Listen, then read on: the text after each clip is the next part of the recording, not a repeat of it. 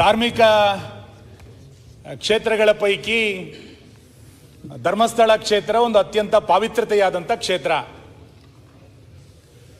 ಮಾತನಾಡುವ ಮಂಜುನಾಥ ಅಂತ ಹೇಳ್ತಾನೆ ರಾಜ್ಯದ ಇಡೀ ಹಿಂದೂ ಸಮಾಜ ಅತ್ಯಂತ ಶ್ರದ್ಧಾಭಕ್ತಿಗಳಿಂದ ನಡ್ಕೊಳ್ಳುವಂಥ ಒಂದು ಪುಣ್ಯಕ್ಷೇತ್ರ ಇದು. ಬಹುಶಃ ನಮ್ಮ ರಾಜ್ಯದ ಎಲ್ಲರ ಮನೆಗಳಲ್ಲಿ ಧರ್ಮಸ್ಥಳದ ಫೋಟೋ ಇದೆ.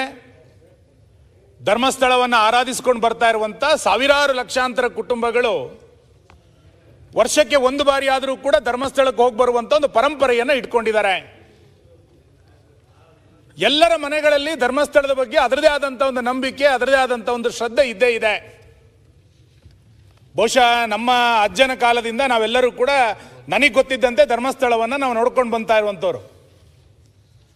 ಇವತ್ತು ಧರ್ಮಸ್ಥಳಕ್ಕೆ ಬೇರೆ ಬೇರೆ ಜಿಲ್ಲೆಗಳಿಂದ ಪಾದಯಾತ್ರೆಗಳನ್ನು ಬರುವಂಥ ಜನ ಭಕ್ತರು, ಈ ರೀತಿ ಅದಕ್ಕೆ ಅದರದೇ ಆದಂಥ ಪಾವಿತ್ರತೆ ಮತ್ತು ಧರ್ಮಸ್ಥಳದ ಬಗ್ಗೆ ಭಕ್ತಿಯಿಂದ ಕೇಳಿಕೊಂಡ್ರೆ ಎಲ್ಲದನ್ನೂ ಕೂಡ ಅನುಗ್ರಹಿಸುತ್ತೆ ಎನ್ನುವಂಥ ನಂಬಿಕೆ ಇವತ್ತಿಗೂ ಕೂಡ ನಮ್ಮೆಲ್ಲರ ಮನೆಗಳಲ್ಲಿ ಇದೆ.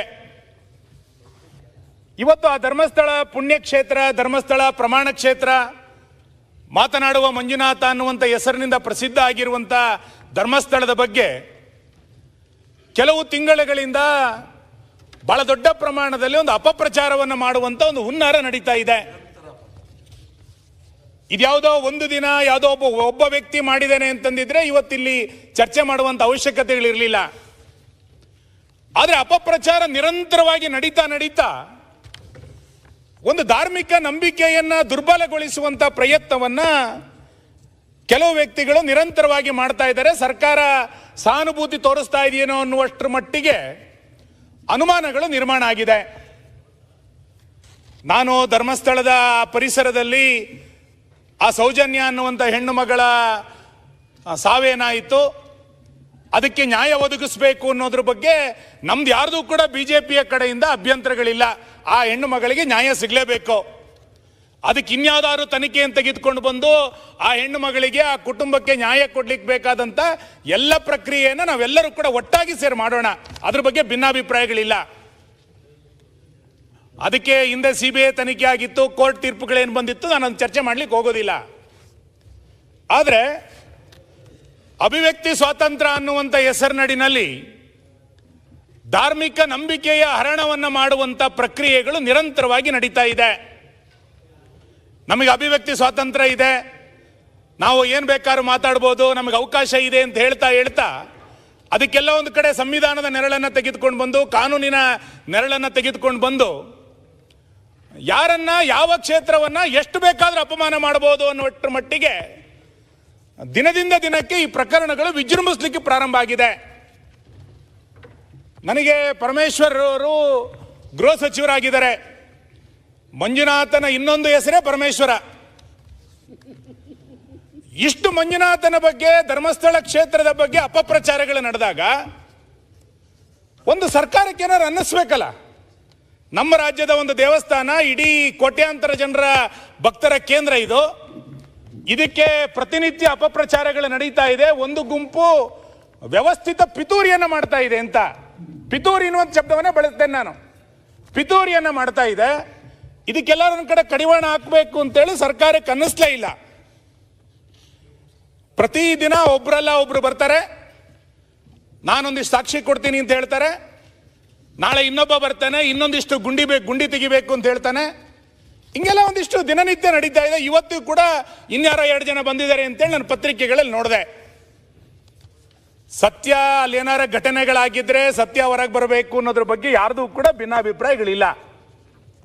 ಯಾರೋ ಒಬ್ಬ ವ್ಯಕ್ತಿ, ಮಾನ್ಯ ಗೃಹ ಸಚಿವರು ಹೇಳಿದಂತಾನೆ 164ನಲ್ಲಿ ಹೇಳಿಕೆಯನ್ನು ಕೊಟ್ಟು ನನಗೊಂದು ಬುರುಡೆ ಸಿಕ್ಕಿದೆ ಅಂತೇಳಿ ಬರ್ತಾನೆ. ಇವತ್ತು ಆತ ತೆಗೆದುಕೊಂಡು ಬಂದಂತ ಬುರುಡೆ ಬಗ್ಗೆ ತನಿಖೆನೇ ಆಗಲಿಲ್ಲ. ಇನ್ನು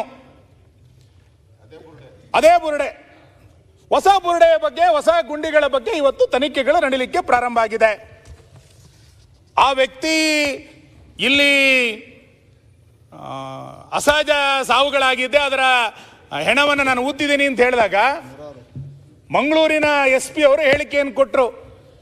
ಈತ ಹೇಳ್ತಾ ಇರೋದ್ರ ಬಗ್ಗೆ ಒಂದು ಅನುಮಾನ ಇದೆ. ಆತನನ್ನ ಮಂಪರ್ ಪರೀಕ್ಷೆಗೆ ಒಳಪಡಿಸಬೇಕು ಅಂತೇಳಿ ಮಂಗಳೂರಿನ SP ಹೇಳಿಕೆ ಕೊಟ್ಟಿದ್ರು. ಆಗ ತನಿಖೆ ಸರಿಯಾಗಬಹುದು ಅಂತ ಅನ್ಕೊಂಡಿದ್ವಿ. ಬಹುಶಃ ಅವಾಗಲೇ ಆತನನ್ನು ವಶಕ್ಕೆ ತೆಗೆದುಕೊಂಡು ಮಂಪರ್ ಪರೀಕ್ಷೆನ ಇನ್ನೇನಾರು ಎನ್ಕ್ವೈರಿಗಳನ್ನು ಮಾಡಿದ್ರೆ ಇವತ್ತು ಇಷ್ಟು ಅಪಪ್ರಚಾರಗಳು ಮುಂದುವರಿತಿರ್ಲಿಲ್ಲ. ಅದಾದ ನಂತರ ಸರ್ಕಾರ SIT ರಚನೆಯನ್ನು ಮಾಡುತ್ತೆ.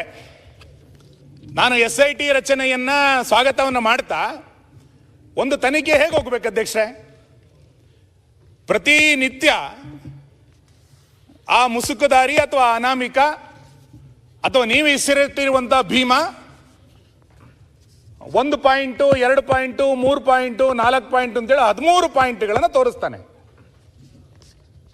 ನನಗೊಂದು ಬಹಳ ಆಶ್ಚರ್ಯ ಮಾನ್ಯ ಅಧ್ಯಕ್ಷರೇ, ನಾವೆಲ್ಲ ಸಣ್ಣ ಮಕ್ಕಳಿದ್ದಾಗ ರಾಜ್ಕುಮಾರ್ ಅವರದೊಂದು ಪತ್ತೆದಾರಿ ಫಿಲಮ್ಗಳು ನೋಡ್ತಾ ಇದ್ವಿ, ಸಸ್ಪೆನ್ಸ್ ಫಿಲಮ್ಗಳನ್ನ.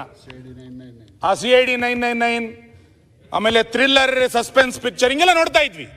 ಇದು ಹಂಗೆ, ಇದು ಬೆಳಿಗ್ಗೆ 10 ಗಂಟೆ 11 ಗಂಟೆಗೆ ಕಾಯೋದು. ಈಗ ಮುಸುಕುದಾರಿ, ಈಗ ಅಲ್ಲಿಂದ ಹೊರಟರು, ಈಗ ಬಂದರು ಅಂತೇಳಿ ಯಾರು ಹೇಳೋದು? ಅವರ ಜೊತೆನಲ್ಲಿರುವಂಥ ಒಂದಿಷ್ಟು ಮಾಧ್ಯಮಗಳು, ಯೂಟ್ಯೂಬರ್ಗಳೇ ಅದನ್ನು ಕ್ರಿಯೇಟ್ ಮಾಡೋದು. ನಂತರ 1ನೇ ಗುಂಡಿಯನ್ನು ತೆಗೆದೋದ್ರಲ್ಲಿ ಏನು ಸಿಕ್ತೋ ಬಿಡ್ತೋ ನಮಗೆ ಗೊತ್ತಿಲ್ಲ. ನಾನು ಅದನ್ನು ಅಧಿಕೃತವಾಗಿ ಹೇಳಲಿಕ್ಕೆ ತಯಾರಿಲ್ಲ, ಹೋಮ್ ಮಿನಿಸ್ಟರ್ ಅದನ್ನು ಹೇಳಬೇಕು. ಸಂಜೆಯ ಹೊತ್ತಿಗೆ ಅವರೇ ಹೇಳೋದು, ಇದರಲ್ಲಿ ಒಂದು ಹೆಣ್ಣಿನ ಮೃತದೇಹ ಸಿಕ್ಕಿದೆ, ಒಂದು ಅಸ್ಥಿಪಂಜರ ಸಿಕ್ಕಿದೆ, ಇದು 16 ವರ್ಷದ್ದು ಅಂತ ಅನ್ನಿಸ್ತಾ ಇದೆ ಅಂತೇಳಿ ಅವರೇ ಅದನ್ನ ಸುಳ್ಳು ಸುದ್ದಿಗಳನ್ನು ಹರಡೋದು. ನಂತರ 6 ಗಂಟೆ ನಂತರ 5 ಗಂಟೆ ನಂತರ ಮುಸುಕುದಾರಿ ಎಲ್ಲಿ ಹೋಗ್ತಾನೆ ಅಂತ ಗೊತ್ತಿಲ್ಲ. ಬೆಳಿಗ್ಗೆ 10 ಗಂಟೆಯಿಂದ 5 ಗಂಟೆ ತನಕ SITಯ ವಶದಲ್ಲಿ ಅಂತ ಹೇಳಲ್ಲ, SITಯ ಜೊತೆನಲ್ಲಿ ಸಹಪಾಠಿ ಅಂತ ಜೊತೆನಲ್ಲಿ ಹೋಗಿ ಮಾಡೋದು. ನಮಗೂ SIT ತನಿಖೆ ಅಂದಾಗ ಸತ್ಯ ಬರುತ್ತೇನೋ, ಸತ್ಯ ಏನಾರು ಇರ್ಬೋದೇನೋ ಅಂತ ನಾವು ಒಂದು ಸ್ವಲ್ಪ ಇದೆಲ್ಲ ಅನುಮಾನಗಳ ಮೇಲೆ ನಡೆದಿದ್ರಿಂದ 1ನೇ ಗುಂಡಿ ತೆಗೆದಾಗ ನಾವು ನೋಡಿದ್ವಿ ಏನಾರು ಸಿಗುತ್ತಾ ಅಂತ ನೋಡ್ತಾ ಇದ್ವಿ.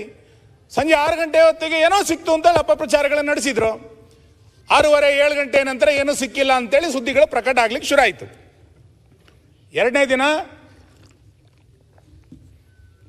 2ನೇ ಗುಂಡಿ, 3ನೇ ಗುಂಡಿ, 4ನೇ ಗುಂಡಿ, ರಸ್ತೆಗಳ ಗುಂಡಿ ಸಾಕಾಗ್ಲಿಲ್ಲ ಅಂತ ಕಾಡೊಳಗೆ ಗುಂಡಿಗಳು ಶುರು ಆಯ್ತು. ಈಗ ಗುಂಡಿಗಳನ್ನು ತೆಗಿತಾ ಎಷ್ಟು ತನಕ ಹೋದ್ರು? 13 ಪಾಯಿಂಟ್ಗಳನ್ನು ಮಾಡಿದ್ರು. ಈಗ 14, 15, 16ನೇ ಗುಂಡಿ ತನಕನೂ ಕೂಡ ಹೋಗಿದ್ದಾರೆ.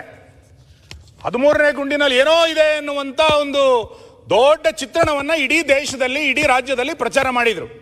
ಅದಕ್ಕೆ GPR ತೆಗೆದುಕೊಂಡು ಬಂದು ಅದನ್ನ ಎನ್ಕ್ವೈರಿ ನಡೀತು. ನಾನು ನಿಮ್ಮ ತನಿಖೆ ಸತ್ಯಾಸತ್ಯತೆ ಬರಬೇಕಾ ಇದ್ರ ಬಗ್ಗೆ ನಾನು ಚರ್ಚೆಗಳನ್ನು ಮಾಡ್ಲಿಕ್ಕೆ ಹೋಗೋದಿಲ್ಲ.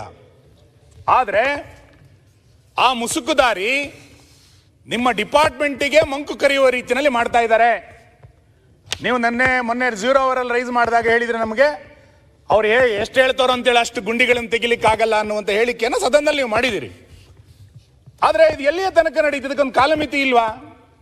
ನಮ್ಮ ಡಿಮ್ಯಾಂಡ್, BJPದ ಡಿಮ್ಯಾಂಡ್ ಮಧ್ಯಂತರ ವರದಿಯನ್ನು ಕೊಡಿ ಅಂತ. ಈ ಊಹಾಪೋಹಗಳಿಗೆ ತೆರೆ ಎಳಿರಿ.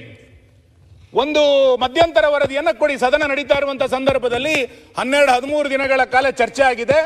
ಇಡೀ ರಾಜ್ಯದ ಜನ ಆತಂಕದಿಂದ ಶ್ರದ್ಧೆಯ ಮೇಲೆ ಧಕ್ಕೆ ಆಗಿದೆ ಅಂತೇಳಿ ಮಾತಾಡ್ತಿದ್ದಾರೆ, ರಸ್ತೆಗೆ ಬಂದಿದ್ದಾರೆ. ನೀವು ನೋಡಿ, 16-17 ಜಿಲ್ಲೆಗಳಲ್ಲಿ ಸಾವಿರಾರು ಜನ ರಸ್ತೆಗೆ ಬರ್ಲಿಕ್ಕೆ ಪ್ರಾರಂಭ ಮಾಡಿದ್ದಾರೆ. ಇಂಥ ಸಂದರ್ಭದಲ್ಲಿ ಸರ್ಕಾರ ಒಂದು ಸೋಮೋಟ ಹೇಳಿಕೆಯನ್ನು ಬಿಡುಗಡೆ ಮಾಡಬೇಕಾಗಿತ್ತು. ಇಂಥ ಒಂದು ಧಾರ್ಮಿಕ ಕ್ಷೇತ್ರದ ಬಗ್ಗೆ ಒಂದು ಚರ್ಚೆ ಬಂದಿತ್ತು ಅಂತ ಹೇಳಬೇಕಾಗಿತ್ತು. ಸರ್ಕಾರ ಅದನ್ನು ಹೇಳಲಿಕ್ಕೆ ತಯಾರಿಲ್ಲ, ಸರ್ಕಾರ ಅದನ್ನು ಮಾತಾಡ್ಲಿಕ್ಕೆ ತಯಾರಿಲ್ಲ. ನನಗೆ ಇವೆಲ್ಲದನ್ನು ನೋಡಿದಾಗ ಅನಿಸುತ್ತೆ, ನಿಮ್ಮ ಸರ್ಕಾರದ ಸಹಾನುಭೂತಿ, ಗೃಹ ಇಲಾಖೆಯ ಸಹಾನುಭೂತಿಯ ಕಾರಣಕ್ಕೋಸ್ಕರನೇ ಇಷ್ಟು ದೊಡ್ಡ ಪ್ರಮಾಣದ ಅಪಪ್ರಚಾರಗಳು ನಡೀತಾ ಇದೆ, ಮುಂದೆಯೂ ಕೂಡ ನಡೆಯುವಂತ ಒಂದು ಹುನ್ನಾರವನ್ನು ನೀವೆಲ್ಲರೂ ಕೂಡ ಸೇರಿ ನಡೆಸಿದ್ದೀರಿ ಅಂತ. ಮಾನ್ಯ ಅಧ್ಯಕ್ಷರೇ, ನೀವು ನಮ್ಮ ಜಿಲ್ಲೆನವರು, ಧರ್ಮಸ್ಥಳದ ಬಗ್ಗೆ, ಪೂಜ್ಯ ವೀರೇಂದ್ರ ಹೆಗ್ಗಡೆಯವರ ಬಗ್ಗೆ ಮತ್ತು ಆ ಇಡೀ ಪರಿಸರದ ಬಗ್ಗೆ ಎಷ್ಟೊಂದು ಗೌರವದ ವಾತಾವರಣ ಇದೆ. ನೀವು ಮಾನ್ಯ ಗೃಹ ಸಚಿವರು ನಾನು ಕೇಳ್ತೇನೆ, ಕಳೆದ 15 ದಿನಗಳಿಂದ ಅಥವಾ 1 ತಿಂಗಳಿಂದ ಕೆಲವರ ಸೋಷಿಯಲ್ ಮೀಡಿಯಾಗಳನ್ನು ಓಪನ್ ಮಾಡಿ, ಕೆಲವು ಫೇಸ್ಬುಕ್ಗಳನ್ನು ಓಪನ್ ಮಾಡಿ, ಕೆಲವು ಯೂಟ್ಯೂಬರ್ಗಳನ್ನು ಓಪನ್ ಮಾಡಿ, ಧರ್ಮಸ್ಥಳದ ಮಂಜುನಾಥವನ್ನು ಫೋಟೋ ಹಾಕಿ ಎಷ್ಟು ಅವಾಚ್ಯವಾಗಿ ಮಾತಾಡಿದ್ದಾರೆ ನೋಡಿ. ಹಿಂದೂ ಧರ್ಮ, ಹಿಂದುತ್ವ ಮತ್ತು ಆ ಕುಟುಂಬವನ್ನು ಉದ್ದೇಶಿಸಿ ಎಷ್ಟು ಕೀಳಾಗಿ ಆ ಕ್ಷೇತ್ರದ ಬಗ್ಗೆ ಅವಹೇಳನಕಾರಿಯಾದಂಥ ಮಾತುಗಳನ್ನು ಹೇಳಿದ್ದಾರೆ ಅಂತ ನೀವು ನೋಡಿ. ನಾನು ತುಂಬ ಉಲ್ಲೇಖ ಮಾಡಲಿಕ್ಕೆ ಹೋಗಲ್ಲ. ಅವತ್ತು KGಹಳ್ಳಿ DGಹಳ್ಳಿನಲ್ಲಿ ಒಂದು ಗಲಾಟೆ ಆಯಿತು ನಮ್ಮ ಸರ್ಕಾರ ಇದ್ದಾಗ. ಸಿದ್ದರಾಮಯ್ಯ ಇಲ್ಲಿ ಕೂತ್ ಭಾಷಣ ಮಾಡಿದ್ದೆ, ನಾನು ಇಲ್ಲಿ ತಗೊಂಡ್ಬಂದಿದ್ದೀನಿ, ಆ ಡಾಕ್ಯುಮೆಂಟ್ಸ್ ನನ್ನ ಹತ್ರ ಇದೆ. ಒಬ್ಬ ಫೇಸ್ಬುಕ್ನಲ್ಲಿ ಒಂದು ಮತದ ಯಾರೋ ಪ್ರಮುಖರ ಬಗ್ಗೆ ಅವಹೇಳನ ಮಾಡ್ದ ಅನ್ನುವಂಥ ಒಂದು ಪೋಸ್ಟನ್ನು ಇಟ್ಕೊಂಡು, ಫೇಸ್ಬುಕ್ನ ಹಾಕಲಂತ ಒಂದು ಪೋಸ್ಟನ್ನು 6 ಗಂಟೆಗೆ ಹಾಕ್ತಾ ಅನ್ನೋದನ್ನ ಇಟ್ಕೊಂಡು ಇಡೀ ಪೊಲೀಸ್ ಸ್ಟೇಷನನ್ನು ಒಂದು ಗುಂಪು ಸುಟ್ಟಾಕಿದೆ ಮತ್ತು ಒಂದು MLA ಮನೆಯನ್ನು ಸುಟ್ಟಾಕ್ತು. ಅವಾಗ ಇದೇ ಸಿದ್ದರಾಮಯ್ಯನವರು ವಿರೋಧ ಪಕ್ಷದ ನಾಯಕರಾಗಿ ಭಾಷಣ ಮಾಡಿದ ಏನು ಅಂತ ಕೇಳಿದರೆ, ಆ ಪೋಸ್ಟ್ನಿಂದ ಭಾವನೆಗಳಿಗೆ ಧಕ್ಕೆ ಆಯಿತು, ಭಾವನೆಗಳಿಗೆ ಧಕ್ಕೆ ಆದಂಥ ಜನ ಆಕ್ರೋಶದಿಂದ ಪೊಲೀಸ್ ಸ್ಟೇಷನ್ಗೆ ಬೆಂಕಿ ಹಾಕಿದ್ರು ಅಂತೇಳಿ ಸಿದ್ದರಾಮಯ್ಯನವರು ಭಾಷಣ ಮಾಡಿದ್ದಾರೆ. ಇಲ್ಲಿ ನಿಮಗೆ ಒಂದು ಪೋಸ್ಟು ಒಂದು ಪೊಲೀಸ್ ಸ್ಟೇಷನನ್ನು ಬೆಂಕಿ ಇಡುತ್ತೆ ಅಂತಾದರೆ ಇಲ್ಲಿ ಎಷ್ಟು ಪೋಸ್ಟ್ಗಳನ್ನು ಹಾಕಿದ್ದಾರೆ ಮಾನ್ಯ ಗೃಹ ಸಚಿವರೇ? ಎಷ್ಟು ಅವಹೇಳನಕಾರಿಯಾದಂಥ ಸಂಗತಿಗಳು ನೂರಾರು ಬಂದಾಗ ನಿಮ್ಗೆ ಯಾಕೆ ಸುಮ್ಮನೆ ಅನ್ನಿಸ್ಲಿಲ್ಲ? ಭಾವನೆಗಳಿಗೆ ಧಕ್ಕೆ ಆಗಿದೆ ಅಂತೇಳಿ ಯಾಕೆ ಅನ್ನಿಸ್ಲಿಲ್ಲ? ಕೋಟ್ಯಾಂತರ ಜನರ ಭಾವನೆಗಳಿಗೆ ಧಕ್ಕೆ ಆಗ್ತಿದೆ ಧರ್ಮಸ್ಥಳದ ಅಪಪ್ರಚಾರದ ಮುಖಾಂತರ ಅಂತೇಳಿ ಯಾಕೆ ಸರ್ಕಾರಕ್ಕೆ ಅನ್ನಿಸ್ಲಿಲ್ಲ? ನಾನು ಇನ್ನೂ ಒಂದು ವಿಷಯವನ್ನು ಪ್ರಸ್ತಾಪ ಮಾಡಲೇಬೇಕಿಲ್ಲಿ. ನಮ್ಮ ಜಿಲ್ಲೆನಲ್ಲಿ ನೀವು ನೆನ್ನೆ ಹೇಳಿದ್ರಿ ಏನು, ನೆನ್ನೆ ವೇದವ್ಯಾಸ ಕಾಮತ್ರು ಒಂದು ಪ್ರಶ್ನೆ ಕೇಳಿದಾಗ ದಕ್ಷಿಣ ಕನ್ನಡ ಜಿಲ್ಲೆಯ ಶಾಂತಿ ಕಾಪಾಡಬೇಕು, ಸೌಹಾರ್ದತೆ ಕಾಪಾಡಬೇಕು, ಇದಕ್ಕೆ ನಾವೆಲ್ಲ ಪ್ರಯತ್ನ ಮಾಡಬೇಕು ಅಂತೇಳಿ ಒಂದು ಒಳ್ಳೆಯ ಉತ್ತರವನ್ನು ನೀವು ಕೊಟ್ರಿ. ನಾನು ಸ್ವಾಗತಿಸ್ತೇನೆ ನಿಮ್ಮ ಉತ್ತರವನ್ನು. ಆ ಘಟನೆ ಹಿಂದೆ 2 ಮರ್ಡರ್ಗಳಾದಂಥ ಘಟನೆಯ ಸಂದರ್ಭದಲ್ಲಿ ನಾವೆಲ್ಲ ಶಾಸಕರಿಲ್ಲಿದ್ದೀವಿ. ನಿಮ್ಮ ಮಂಗಳೂರಿನ ಜಿಲ್ಲಾಡಳಿತ, ಉಡುಪಿಯ ಜಿಲ್ಲಾಡಳಿತ, ಪೊಲೀಸ್ ಇಲಾಖೆ ನಮ್ಮೆಲ್ಲ ಕಾರ್ಯಕರ್ತರ ಫೇಸ್ಬುಕ್ಗಳನ್ನು ಹುಡುಕಿ ಇದರಲ್ಲಿ ಧಾರ್ಮಿಕ ನಿಂದನೆ ಏನಿದೆ, ಇದರಲ್ಲಿ ಧಾರ್ಮಿಕ ಪ್ರಚೋದನೆ ಏನಿದೆ ಅಂತೇಳಿ ಹುಡುಕಿ ಸುಳ್ಯದಿಂದ ಬೈಂದೂರಿನ ತನಕ 50ಕ್ಕೂ ಹೆಚ್ಚು FIRಗಳನ್ನು ಯಾರೋ ದೂರು ಕೊಟ್ಟಿದ್ದಲ್ಲ, ಸೋಮೋಟೋ ನೀವು ದಾಖಲು ಮಾಡಿದ್ರಿ. ಸೋಮೋಟೋ FIRಗಳನ್ನು ಹಾಕಿದ್ರಿ. ಏನಕ್ಕೆ ಹಾಕಿದ್ರಿ? ನನ್ನ ಕ್ಷೇತ್ರದ ಒಬ್ಬ ಕಾರ್ಯಕರ್ತ ರಾಮಾಯಣದ ಬಗ್ಗೆ ಏನೋ ಒಂದು ಪೋಸ್ಟ್ ಹಾಕಿದ ಅಂತಂದಾಗ ಬೆಳಿಗ್ಗೆ 6 ಗಂಟೆ ಕರ್ಕೊಂಡ್ಬಂದು ಅವನನ್ನು ಕರ್ಕೊಂಡೋಗಿ ಅರೆಸ್ಟ್ ಮಾಡಿದ್ರಿ ನೀವು. ಅದ್ರಲ್ಲಿ ಏನಿದೆ ಅಂತ ಕೇಳಿದ್ರೆ ಇಲ್ಲಿ ಧಾರ್ಮಿಕ ಪ್ರಚೋದನೆ ಇದೆ ಅಂತ ಹೇಳಿದ್ರಿ. ನಾವು ಯಾರು ಕೂಡ ಅದಕ್ಕೆ ಪ್ರತಿಭಟನೆ ಮಾಡಲಿಲ್ಲ. ಆಯ್ತು, ಅದಕ್ಕೇನೋ ಅನ್ಸುತ್ತೆ ಅಂತ. ಅವಾಗ ಸೋಮೋಟೋ ಕೇಸುಗಳನ್ನು ದಾಖಲಿಸುವಂತ ನಿಮ್ಮ ಇಲಾಖೆ, ನಿಮ್ಮ ಆಡಳಿತ ಧರ್ಮಸ್ಥಳದ ಬಗ್ಗೆ ಇಷ್ಟೆಲ್ಲ ಅಪಪ್ರಚಾರಗಳು, ಅವಾಚ್ಯ ನಿಂದನೆಗಳಾದಾಗ ಯಾಕೆ ಸೋಮೋಟೋ ಒಂದು FIR ಮಾಡಲಿಲ್ಲ ನೀವು? ಅವತ್ತಿನಿಗೊಂದು ಕಾನೂನು, ಇವತ್ತಿಗೊಂದು ಕಾನೂನಾ? ಧರ್ಮಸ್ಥಳದ ಬಗ್ಗೆ ನೂರಾರು ಅಪಪ್ರಚಾರಗಳನ್ನ ಫೇಸ್ಬುಕ್ಗಳನ್ನು ಓಪನ್ ಮಾಡಿದ್ರೆ ನಮಗೆ ತಲೆ ತಗ್ಗಿಸ್ಬೇಕು, ಅಷ್ಟು ಆಕ್ರೋಶ ಬರುತ್ತೆ. ಇಷ್ಟು ಹಿಂದುತ್ವದ ಬಗ್ಗೆ, ಅವಹೇಳನ ಬಗ್ಗೆ, ಒಂದು ದೇವಸ್ಥಾನಗಳ ಬಗ್ಗೆ ಅಪಪ್ರಚಾರದ ಪೋಸ್ಟ್ಗಳನ್ನು ಹಾಕಿದಾಗ ನಿಮ್ಮ ಅಧಿಕಾರಿಗಳು ಒಂದು FIR ಹಾಕೋದಿಲ್ಲ ಅಂತಂದ್ರೆ ಏನ್ ತಿಳ್ಕೊಳ್ಬೇಕು ಸರ್ಕಾರದ ಬಗ್ಗೆ? ನಾವು ಸರ್ಕಾರ ಇದಕ್ಕೆ ಸಪೋರ್ಟ್ ಮಾಡ್ತಾ ಇದೆ ಅಂತ ಅನ್ಕೊಳ್ಬೇಕ ನಾವು? ನಾನು ಅದಕ್ಕೆ ಹೇಳಿದೆ, ಸರ್ಕಾರದ ಸಹಾನುಭೂತಿ ಇದೆಯಾ ಈ ಅಪಪ್ರಚಾರಕ್ಕೆ? ಧರ್ಮಸ್ಥಳ ಕೇವಲ ಭಕ್ತಿಯ ಕೇಂದ್ರ ಮಾತ್ರ ಅಲ್ಲ. ಆ ಧರ್ಮಸ್ಥಳ ಕ್ಷೇತ್ರದಲ್ಲಿ ಕಳೆದ 50 ವರ್ಷಗಳಿಂದ ಒಂದು ಸರ್ಕಾರ ಮಾಡದಲೇ ಇರುವಂತ ನೂರಾರು ಸಾಮಾಜಿಕ ಕಾರ್ಯಗಳನ್ನು ಆ ಸಂಸ್ಥೆ ಮಾಡ್ತಾ ಬಂದಿದೆ. ನೀವು ಕೃಷಿ ಮೇಳದಿಂದ ಹಿಡಿದು ಅರಣ್ಯ ಬೆಳೆಸುವ ತನಕ, ಹೈನುಗಾರಿಕೆಯಿಂದ ಹಿಡಿದು ಮಧ್ಯವರ್ಜನ ಶಿಬಿರದ ತನಕ, ಕೆರೆ, ದೇವಸ್ಥಾನ, ಭಜನಾ ಮಂದಿರ, ರುದ್ರಭೂಮಿಯ ತನಕ ಸಂಸ್ಥೆ ಇವತ್ತು ದಾನ ಧರ್ಮಗಳನ್ನು ಮಾಡ್ತಾ ಬಂದಿದೆ. ಜ್ಞಾನ ವಿಕಾಸಕ್ಕೆ ಶಿಕ್ಷಕರನ್ನ ಕೊಡೋದ್ರಿಂದ ಆರಂಭ ಮಾಡಿ, ಪ್ರಾಕೃತಿಕ ವಿಕೋಪದಲ್ಲಿ ಶೌರ್ಯ ಅನ್ನುವಂಥ ಟೀಮನ್ನು ಮಾಡಿ ಗ್ರಾಮಗಳಲ್ಲಿ ಸರ್ಕಾರ ಮಾಡಬೇಕಾಗಿರುವ ಕೆಲಸವನ್ನ ಧರ್ಮಸ್ಥಳ ಗ್ರಾಮಾಭಿವೃದ್ಧಿ ಯೋಜನೆ ಧರ್ಮಸ್ಥಳ ಕೇಂದ್ರವಾಗಿ ಇಟ್ಟುಕೊಂಡು ನಡೆಸ್ತಾ ಇದೆ. ಇಷ್ಟೆಲ್ಲ ಒಂದು ಸರ್ಕಾರಕ್ಕೆ ಸಾಮಾಜಿಕ ಪರಿವರ್ತನೆಯನ್ನು ಮಾಡ್ತಾ ಇರುವಂತ ಒಂದು ಕ್ಷೇತ್ರದ ಬಗ್ಗೆ ಇಷ್ಟು ಅವಹೇಳನ ಮಾಡಿದಾಗ ನಿಮ್ಮ ಸರ್ಕಾರಕ್ಕೆ ಅನ್ನಿಸ್ಲೇ ಇಲ್ವಲ್ಲ? ನಿನ್ನೆ ಯಾರೋ ಸಚಿವರಿಗೆ ಏಕವಚನದಲ್ಲಿ ಮಾತಾಡಿದ್ರು ಅಂತಂದಾಗ ನಿಮ್ಮ ಉಪಮುಖ್ಯಮಂತ್ರಿಗಳು ನಮಗೆ ಬಿಸಿ ರಕ್ತ ಇದೆ ಅಂತ ಭಾಷಣ ಮಾಡಿದ್ರು. ನಮಗೂ ಬಿಸಿ ರಕ್ತ ಇದೆ ಈ ಸಮಾಜಕ್ಕೆ. ಇಷ್ಟು ಧರ್ಮಸ್ಥಳದ ಬಗ್ಗೆ ಅಪಪ್ರಚಾರ ಮಾಡಿದಾಗ ಎಷ್ಟು ಬಿಸಿ ರಕ್ತದಿಂದ ಕುದಿಬೇಕಾಗಿತ್ತು ನಾವು. ಕೆಜಿಹಳ್ಳಿ ಘಟನೆಯಲ್ಲಿ ಒಂದು ಪೋಸ್ಟ್ನಲ್ಲಿ ನೀವು ಬೆಂಕಿ ಹಾಕಿದಾಗ ಭಾವನೆಗಳಿಗೆ ಧಕ್ಕೆ ಆಯಿತು ಅಂತೇಳಿ ಭಾಷಣ ಮಾಡಿರುವಂಥ ಅವತ್ತಿನ ವಿರೋಧ ಪಕ್ಷದ ನಾಯಕರು ಇವತ್ತು ಮುಖ್ಯಮಂತ್ರಿ ಆಗಿ ಸಾವಿರಾರು ಪೋಸ್ಟ್ಗಳಾದಾಗ ನಿಮಗೆ ಭಾವನೆ ಧಕ್ಕೆ ಆಯಿತು ಅಂತ ಅನ್ನಿಸ್ಲಿಲ್ವಾ? ನಾನು ಮಾನ್ಯ ಅಧ್ಯಕ್ಷರೇ, ಮಾನ್ಯ ಗೃಹ ಸಚಿವರು ಹೇಳ್ತಾ ಇದ್ದೀನಿ, ಜನ ರಸ್ತೆಗೆ ಇಳಿದಿದ್ದಾರೆ ಇವತ್ತು. ಎಲ್ಲಿಯ ತನಕ 13 ಗುಂಡಿ 14 ಗುಂಡಿ ಬಿಡಿ, ಧರ್ಮಸ್ಥಳದ ಒಳಗಿರುವಂತ ಬಾಹುಬಲಿ ಬೆಟ್ಟದ ಬುಡಕ್ಕೆ ಕೈ ಹಾಕಿದ್ರಿ ನೀವು. ಬಾಹುಬಲಿ ಬುಡಕ್ಕೆ ಕೈ ಹಾಕಿರುವಂತ ನಿಮಗೆ ಸರ್ಕಾರದ ಬುಡಕ್ಕೂ ಕೂಡ ಇದು ಬರುತ್ತೆ ಅನ್ನೋದು ನೆನಪಿರ್ಲಿ. ಸರ್ಕಾರದ ಬುಡಕ್ಕೂ ಬರುತ್ತಿದ್ದು ಅಷ್ಟು ಸುಲಭವಾಗಿ ತಪ್ಪಿಸ್ಕೊಳ್ಳಿಕ್ಕೆ ಆಗಲ್ಲ ನೀವು. ನಮಗೆ ಬಹಳ ಆಶ್ಚರ್ಯ, ಪತ್ರಿಕೆಗಳಲ್ಲಿ ವರದಿ ಆಗ್ತಾ ಇರುವಂತದ್ದು,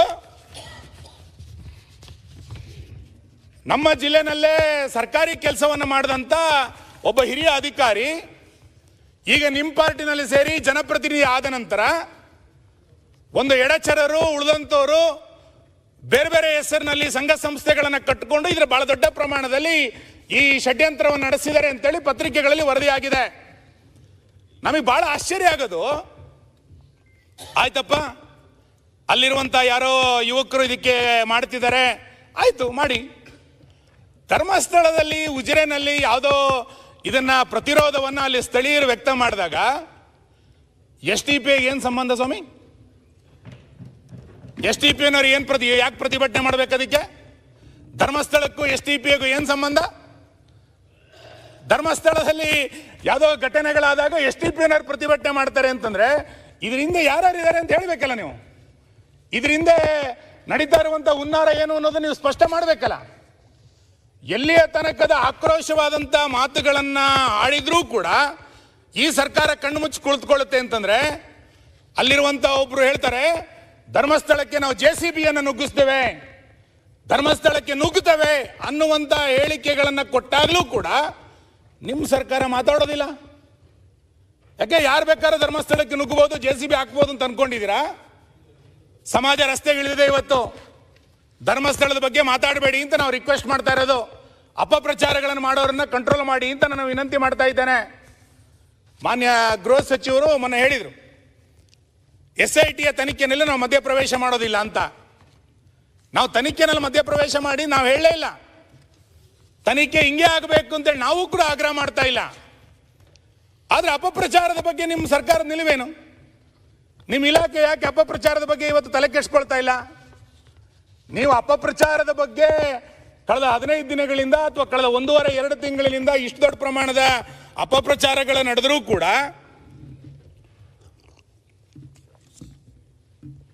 ನೀವು ಮೌನ ವಹಿಸಿರೋದು ನೋಡಿದ್ರೆ ನಮಗೆ ಇದ್ರ ಬಗ್ಗೆ ಅನುಮಾನ ಇರೋದು. ಸರ್ಕಾರ ಏನು ಪಿತೂರಿ ಮಾಡ್ಲಿಕ್ಕೆ ಹೊರಟಿದೆ? ಯಾರ್ಯಾರ ಜೊತೆ ಸೇರ್ಕೊಂಡು ಸರ್ಕಾರ ಪಿತೂರಿಯನ್ನು ಮಾಡ್ತಾ ಇದ್ದೀರಿ? ಹಿಂದೂ ಧಾರ್ಮಿಕ ಸಂಸ್ಥೆಗಳನ್ನು ಹೇಗೆ ಬೇಕಾದ್ರೂ ನಡೆಸ್ಕೊಂಡ್ರು ಸುಮ್ಮನಿರುತ್ತೆ ಅಂತೇಳಿ ನಿಮ್ಮ ಮನಸ್ಸಿಗೆ ಬಂದ್ಬಿಟ್ಟಿದ್ಯಾ? ಒಂದು ಪುಣ್ಯಕ್ಷೇತ್ರದ ಬಗ್ಗೆ, ನಮ್ಮ ನಾಡಿನ ಒಂದು ಪ್ರಸಿದ್ಧ ಪುಣ್ಯಕ್ಷೇತ್ರದ ಬಗ್ಗೆ ಇಷ್ಟೆಲ್ಲ ಅಪಪ್ರಚಾರಗಳು ಮಾಡಿದಾಗಲೂ ಸುಮ್ಮನೆ ಹೆಂಗಾಗತ್ತೆ? ಮತ್ತೆ ಷಡ್ಯಂತ್ರ ಹೆಂಗಾಗಿದೆ ಅನ್ನೋದಕ್ಕೆ ನಾನು ಆಗಲೇ ಹೇಳಿದ್ನಲ್ಲ, SDPIನವರು ಪ್ರತಿಭಟನೆಗೆ ಇಳಿತಾರೆ. ಇನ್ಯಾವುದೋ ದುಬೈನಲ್ಲಿರುವಂಥ ಒಂದು ಚಾನಲ್ ಇದ್ರ ಬಗ್ಗೆ ಪ್ರಚಾರ ಮಾಡುತ್ತೆ, ಅಲ್ ಜಜೀರಾ ಚಾನಲ್ ಒಂದು ಪ್ರಚಾರ ಮಾಡುತ್ತೆ. ಅಲ್ಲೇನೋ ಹೆಣ್ಣು ಮಕ್ಕಳದು 100 ಹೆಣೆಗಳನ್ನು ಊತಿಟ್ಬಿಟ್ಟಿದ್ದಾರೆ ಅಂತೇಳಿ ಅವ್ರಿಗೇನು ಸಂಬಂಧ ಧರ್ಮಸ್ಥಳದ್ದು? ಕೇರಳದವರು ನಾವು ತನಿಖೆ ಮಾಡಬೇಕು ಅಂತೇಳಿ ಕೇರಳದವರಿಗೆ ಅನ್ಸುತ್ತೆ. ಏನು ನಡೆಸಿದ್ರಿ ಮಾನ್ಯ ಅಧ್ಯಕ್ಷರೇ? BBC-ನವರು ನಿನ್ನೆ ಇನ್ನೊಂದು ಯಾವುದೋ ಹೊರದೇಶದ ಚಾನಲ್ ಇದರಲ್ಲಿ ಬಹಳ ದೊಡ್ಡ ಸುದ್ದಿ ಪ್ರಕಟ ಆಯಿತು ಅಂತೇಳಿ ಹೇಳಿಕ್ಕೆ ಶುರು ಮಾಡಿದ್ದಾರೆ. ನೀವು ಇದರ ಮೂಲ ಏನು ಅನ್ನೋದನ್ನ SIT ಹುಡುಕ್ಬೇಕಲ್ಲ. ಬರೀ ಗುಂಡಿ ಹುಡುಕಿದ್ ಮಾತ್ರ ಅಲ್ಲ, ಇದರ ಹಿಂದೆ ಯಾರ್ಯಾರು ಸಾಕ್ಷಿಗಳು ಅಂತ ಹೇಳ್ತಾ ಇದ್ರಲ್ಲ, ಬಹಳ ಜನ ನಮಗೆ ಸಾಕ್ಷಿ ಇದೆ ಅಂತ ಹೇಳಿದಾರಲ್ಲ, ಆ ಎಲ್ಲ ಸಾಕ್ಷಿದಾರರನ್ನ SIT ತನಿಖೆ ಮಾಡಬೇಕು. ಇದರ ಮೂಲ ಏನು ಅನ್ನೋದನ್ನ ತನಿಖೆ ಮಾಡಬೇಕು. ಮಾನ್ಯ ಗೃಹ ಸಚಿವರೇ, ನೀವು ಬಹಳ ಸಜ್ಜನರಾಗಿ ನನಗೇನೋ ಗೊತ್ತಿಲ್ಲ ಅಂತ ಮೌನ ವಹಿಸಿದ್ರೆ ನಾಳೆ ಬೆಳಿಗ್ಗೆ ಆ ಮುಸುಕುದಾರಿಯನ್ನ ನಿಮಗೆ ಇನ್ಯಾರೋ ಒತ್ತಡ ಮಾಡಿ ನಿಮ್ಮ ಗೃಹ ಇಲಾಖೆಗೆ ಸಲಹೆಗಾರನ ಮಾಡಿಬಿಡ್ತಾರೆ. ಎಚ್ಚರಿಕೆ ತಗೊಳ್ಳಿ, ಅಂತ ಪರಿಸ್ಥಿತಿ ಇದೆ ಇವತ್ತು. ಹಂಗಾಗಿ ನೀವು ಬಹಳ ಎಚ್ಚರಿಕೆಯಿಂದ, ನನಗೆ DK ಶಿವಕುಮಾರ್ ಇದ್ದಾಗ ಸ್ವಲ್ಪ ಧೈರ್ಯ ಇತ್ತು. ಏನು ಅಂತ ಕೇಳಿದ್ರೆ, ಧರ್ಮಸ್ಥಳಕ್ಕೆ ಬಂದಾಗ ಅವ್ರು ಹೇಳಿಕೆ ಕೊಟ್ಟಿದ್ರು, ಧರ್ಮಸ್ಥಳದ ಬಗ್ಗೆ 100 DK ಶಿವಕುಮಾರ್ ಇದ್ದಾರೆ ಅಂತ ಹೇಳಿಕೆ ಕೊಟ್ಟಿದ್ರು. ನಮಗೊಂದು ವಿಶ್ವಾಸ, ಹೌದಪ್ಪ ನಮಗೊಬ್ಬ ಭಕ್ತ ಇದ್ದಾರೆ ಇಲ್ಲಿ, ಧರ್ಮಸ್ಥಳಕ್ಕೆ ಏನಾರು ಆದ್ರೆ ನೋಡ್ತೀನಿ ಅಂತ. ಆ 100 DK ಶಿವಕುಮಾರ್, ಆ ಬಿಸಿ ರಕ್ತದ DK ಶಿವಕುಮಾರ್ ಎಲ್ಲೋದ್ರು? ಮಾತಾಡ್ಬೇಕಿತ್ತಲ್ಲ. SIT ರಚನೆ ಆಗ್ಬೇಕಾರೆ ಆಯ್ತಪ್ಪ, ನಾಳೆ ಇನ್ನೊಂದು ಯಾರೋ ಬಂದು ಇಲ್ಲೊಂದು ಹೆಣ ಊತಿದೀವಿ ಅಂತಂದ್ರೆ ಇನ್ನೊಂದು SIT ಮಾಡ್ತೀರೇನು? SITಯ ಹಿಂದೆ ಏನು ಪಿತೂರಿ ನಡೆದಿದೆ ಅಂದ್ರೆ ನಾನು ಕೊನೆಗೆ ಬರ್ತೇನೆ ಅದಕ್ಕೆ. ಇಂಥ ಒಂದು ಷಡ್ಯಂತ್ರಗಳು ಧರ್ಮಸ್ಥಳದ ಬಗ್ಗೆ, ಧರ್ಮಸ್ಥಳ ಕ್ಷೇತ್ರದ ಬಗ್ಗೆ, ಹಿಂದೂ ಪಾವಿತ್ರತೆಯನ್ನು ಹಾಳು ಮಾಡುವಂಥ ವ್ಯವಸ್ಥೆಗಳು ನಡೆದಾಗ ಸರ್ಕಾರ ಸುಮ್ಮನೆ ಕೂತಿರೋದ್ರ ಬಗ್ಗೆನೇ ನಮಗೆ ಅನುಮಾನಗಳು ಬರ್ತಾ ಇದೆ. ನಿಮಗೆ ಹುಲಿ ಉಗುರು ಹುಡುಕ್ಲಿಕ್ಕೆ ಬಹಳ ಆಸಕ್ತಿ. ಹುಲಿ ಉಗುರು ಹುಡ್ಕೊಂಡು ಯಾರ್ಯಾರ್ದೋ ಮನೆಗೆ ಹೋದ್ರಿ ನೀವು, ಹುಲಿ ಉಗುರು ಹುಡ್ಕೊಂಡು ಸರ್ಕಾರದ ಪೊಲೀಸ್ ಇಲಾಖೆ ಇಟ್ಕೊಂಡು ಗುಂಡಿ ತೋಡೋದ್ರ ಬಗ್ಗೆ ಬಹಳ ಆಸಕ್ತಿ. ಡ್ರಗ್ಸ್ ಫ್ಯಾಕ್ಟ್ರಿ ಮೈಸೂರಲ್ಲಿ ಸಿಕ್ಕಿಬಿದ್ದಾಗಲೂ ಕೂಡ ನಿಮ್ಮ ಇಲಾಖೆಗೆ ಏನು ಅನ್ನಿಸ್ಲಿಲ್ಲ. ಫೇಸ್ಬುಕ್ ಅಲ್ಲಿ ನೂರಾರು ಜನ ಅಪಪ್ರಚಾರ ಮಾಡಿದಾಗಲೂ ಕೂಡ ಸರ್ಕಾರಕ್ಕೇನು ಅನ್ಸೋದಿಲ್ಲ. ಹಾಗಾಗಿ ಇವತ್ತು ಇದಕ್ಕೆಲ್ಲರೂ ಒಂದು ಕಡೆ ಈ ಅಪಪ್ರಚಾರಕ್ಕೆ ಕೊನೆ ಎಳಿಬೇಕು ಅನ್ನುವಂಥ ಆಗ್ರಹವನ್ನು ನಾನು ಈ ಸಂದರ್ಭದಲ್ಲಿ ಮಾಡ್ತೇನೆ. ಮಾನ್ಯ ಅಧ್ಯಕ್ಷರೇ, ನಮಗೆ ಕಾಡ್ತಾ ಇರುವಂಥ ಪ್ರಶ್ನೆ ಏನು ಅಂತ ಕೇಳಿದರೆ, ಇಲ್ಲಿ ಸತ್ಯ ಹೊರಗೆ ಬರಬೇಕು ಅನ್ನೋದಕ್ಕಿಂತಲೇ ಹೆಚ್ಚಾಗಿ, ಇಲ್ಲಿ ನ್ಯಾಯ ದೊರಕಬೇಕು ಅನ್ನುವಂಥ ಕಳಕಳಿಗಿಂತ ಹೆಚ್ಚಾಗಿ ಒಂದು ಧಾರ್ಮಿಕ ನಂಬಿಕೆಯನ್ನು ಹಾಳು ಮಾಡುವಂಥ ಒಂದು ವ್ಯವಸ್ಥಿತವಾದಂಥ ಹುನ್ನಾರ ನಡೀತಾ ಇದೆ ಅಂತ. ನ್ಯಾಯಕ್ಕಿಂತ ಹೆಚ್ಚಾಗಿ ಒಂದು ಧಾರ್ಮಿಕ ನಿಂದನೆ ನಡಿಬೇಕು, ಸತ್ಯಕ್ಕಿಂತ ಹೆಚ್ಚಾಗಿ ಒಂದು ವ್ಯವಸ್ಥೆಯನ್ನು ಹಾಳು ಮಾಡಬೇಕು, ಒಂದು ಅರಾಜಕತೆಯನ್ನು ಕರ್ನಾಟಕದಲ್ಲಿ ಈ ಅಪಪ್ರಚಾರಗಳ ಮುಖಾಂತರವೇ ಮಾಡಬೇಕು ಅನ್ನುವಂಥ ಹುನ್ನಾರಗಳು ಸರ್ಕಾರದ ಕಡೆಯಿಂದ ಇವತ್ತು ನಡೀತಾ ಇದೆ ಅಂತೇಳಿ ನಮ್ಗೆ ಅನ್ನಿಸ್ತಾ ಇದೆ. ಹಾಗಾಗಿ ನಾನು ಸರ್ಕಾರವನ್ನು ಈ ಸಂದರ್ಭದಲ್ಲಿ ಆಗ್ರಹಿಸುವುದು, ಈ ತನಿಖೆ ಎಷ್ಟು ದಿನ ನಡೆಯುತ್ತೆ ಅಂತ ಹೇಳಿ. ಮಾನ್ಯ ಗೃಹ ಸಚಿವರು ಇದರ ಮಧ್ಯಂತರ ವರದಿಯನ್ನು ನೀವು ಕೊಡಲಿಲ್ಲ ಅಂತಾದರೆ ನೂರಾರು ಊಹಾಪೋಹಗಳು ಇನ್ನಷ್ಟು ಹುಟ್ಟಲಿಕ್ಕೆ ಪ್ರಾರಂಭ ಆಗುತ್ತೆ. ಆ ಊಹಾಪೋಹಗಳನ್ನು ಅವಕಾಶ ಕೊಡಬೇಡಿ ನೀವು, ಆ ಊಹಾಪೋಹಗಳಿಗೆ. ಮೂರನೇದು, ಆ ಯಾರು ಗುಂಡಿಗಳನ್ನು ತೋರಿಸ್ತಾ ಇದ್ದಾನೆ ಅವನು ಮಂಪರ್ ಪರೀಕ್ಷೆಯನ್ನು ಮಾಡಿ, ಮಂಪರ್ ಪರೀಕ್ಷೆಯನ್ನು ಮಾಡಿ ಆತನ ಮೂಲ ಏನಿದೆ, ಇದಕ್ಕೆ ವಿದೇಶಿ ಹಣ ಬಂದಿದೆ ಅನ್ನುವಂಥ ಸುದ್ದಿಗಳು ಬರ್ತಾ ಇದೆ. ಈ ರೀತಿ ಇದಕ್ಕೆ ಯಾರು ಹಣಕಾಸಿನ ಮೂಲ ಒದಗಿಸಿದ್ದಾರೆ, ಇದರ ಹಿಂದೆ ಇರುವಂಥ ಸಂಘಟನೆ ಯಾರು, ಇದರ ಹಿಂದೆ ಇರುವಂಥ ವ್ಯಕ್ತಿಗಳು ಯಾರು, ಇದೆಲ್ಲದೂ ಕೂಡ SIT 2 ನಲ್ಲಿ ತನಿಖೆಗಳಾಗಬೇಕು. SIT 1 ಮುಗಿಸೋಕ್ಕಾಗಲ್ಲ ಇದನ್ನು. SIT 2 ನಲ್ಲಿ ಇದೆಲ್ಲದನ್ನು ಕೂಡ ಮಾಡಬೇಕು. ಬರೀ ಗುಂಡಿ ತೋಡಿದಕ್ಕೆ ಮಾತ್ರ SIT ಅಲ್ಲ, ಇದರ ಹಿಂದೆ ಇದು ಯಾರಿದ್ದಾರೆ, ಇದರ ಹಿಂದೆ ಯಾರು ಹಣಕಾಸಿನ ವ್ಯಕ್ತಿ ಕೊಟ್ಟಿದ್ದಾರೆ, ಮತ್ತು ಆ ಮುಸುಕುದಾರಿ 3-4 ಗಂಟೆ SIT ವಶದಲ್ಲಿ ಇದ್ರು ನಂತರ ಎಲ್ಲೆಲ್ಲಿ ಹೋಗಿದ್ದ, ಇದನ್ನು SIT ಅಲ್ಲಿ ತನಿಖೆ ಆಗಬೇಕಲ್ಲ. ಅದು ಯಾರ್ಯಾರು ಸಂಪರ್ಕ ಮಾಡಿದ್ರ ಆತನಿಗೆ, ಇದೆಲ್ಲದೂ ಕೂಡ ತನಿಖೆ ಮಾಡಬೇಕಾಗಿರುವಂಥ ಅಗತ್ಯತೆ ಇದೆ ಅಂತ ನಾನು ಅನ್ಕೊಳ್ತೇನೆ. ಮತ್ತು ನನಗೆ ಭಾಳ ಗಟ್ಟಿ ಅನ್ಸೋದೇನು ಅಂತ ಕೇಳಿದರೆ, ಇಷ್ಟೆಲ್ಲ ಸರ್ಕಾರ ಮೌನವಾಗಿ ಕೂತಿದೆ ಅಂತಂದರೆ, ಇಷ್ಟೆಲ್ಲ ಅಪಪ್ರಚಾರಗಳು ದೀರ್ಘವಾಗಿ ನಡೆದಾಗ ಇಡೀ ರಾಜ್ಯದ ಜನ ಧರ್ಮಸ್ಥಳದ ನಂಬಿಕೆಗೆ ಧಕ್ಕೆ ಆಗ್ತಾ ಇದೆ ಅಂತ ಹೇಳಿದಾಗಲೂ ಕೂಡ ನೀವು ಸುಮ್ಮನೆ ಕೂತಿದ್ದೀರಿ ಅಂತಂದರೆ ನಿಮ್ಮ ಸರ್ಕಾರದ ಅಜೆಂಡಾ ಏನು, ನಿಮ್ಮ ಸರ್ಕಾರದ ಉದ್ದೇಶ ಏನಿದೆ? ಹಾಗಾದರೆ ನನಗನ್ಸುತ್ತೆ ಮಾನ್ಯ ಅಧ್ಯಕ್ಷರೇ, ಜುಲೈ 11ನೇ ತಾರೀಕು ಆತ ಬುರುಡೆ ಹಿಡ್ಕೊಂಡು ಬಂದ, ಜುಲೈ 11ನೇ ತಾರೀಕು ಆತ ಬುರುಡೆ ಹಿಡ್ಕೊಂಡು ಬಂದ. ಜುಲೈ 16ನೇ ತಾರೀಕು ಮಾನ್ಯ ಗೃಹ ಸಚಿವರು ನಿಮ್ಮ ಹೈಕಮಾಂಡಿನ ಉಸ್ತುವಾರಿಗಳನ್ನು ಇಲ್ಲಿ ಭೇಟಿ ಮಾಡಿದ್ರು. ಅವರೊಂದಿಷ್ಟು ಮಂತ್ರಿಗಳನ್ನು ಕರೆದು ಮಾತಾಡ್ತಾ ಇದ್ರು. ಜುಲೈ 19ನೇ ತಾರೀಕು SIT ರಚನೆ ಆಯಿತು. ನಿಮ್ಮ ಪಾರ್ಟಿ ಅಜೆಂಡಾ ಏನಿದೆ ಇದರಲ್ಲಿ? ನೀವು ಈ ಧರ್ಮಸ್ಥಳ ಕ್ಷೇತ್ರವನ್ನು ಅವಹೇಳನ ಮಾಡಬೇಕು ಅಂತೇಳಿ ನಿಮ್ಮ ಪಾರ್ಟಿನಲ್ಲಿ ಏನಾರು ಅಜೆಂಡಾ ಫಿಕ್ಸ್ ಮಾಡ್ಕೊಂಡಿದ್ದೀರಾ? ನಿಮ್ಮ ಹೈಕಮಾಂಡ್ ನಿರ್ದೇಶನದಂತೆ ಇದು ಏನಾರು ನಡೆದಿದೆಯಾ?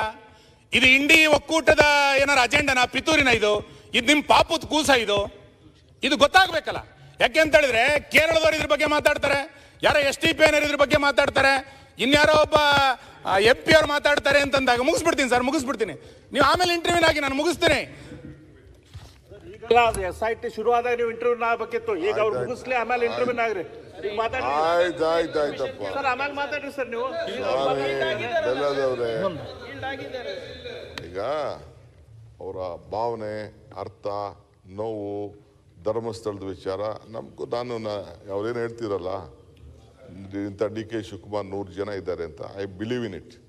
ಮಾತು ಬಿಡದ ಮಂಜುನಾಥ, ಕಾಸು ಬಿಡದ ತಿಮ್ಮಪ್ಪ, ಅದ್ರಲ್ಲಿ ನಂಗೆ ನಂಬಿಕೆ ಇರೋನು. ಆ ಧರ್ಮಸ್ಥಳದ ಬಗ್ಗೆನೂ ನಂಬಿಕೆ ಇರೋನು, ಆ ದೇವಸ್ಥಾನ ಬಗ್ಗೆ ನಂಬಿಕೆ ಇರೋನು, ಧರ್ಮಾಧಿಕಾರಿ ಬಗ್ಗೆ ನಂಬಿಕೆ ಇರೋನು, ಅವರ ಆಚಾರ ವಿಚಾರ ಎಲ್ಲ ಕೂಡ ನಮಗೂ ಅರಿವಿದೆ, ನಮಗೂ ಗೊತ್ತಿದೆ. ಬಟ್ ಪರಿಸ್ಥಿತಿ ಏನಿದೆ ಅಂತ ಹೋಮ್ ಮಿನಿಸ್ಟರ್ ಹೇಳ್ತಾರೆ. ನಾನು because is the home minister, he has gone very deeply, we know this subject.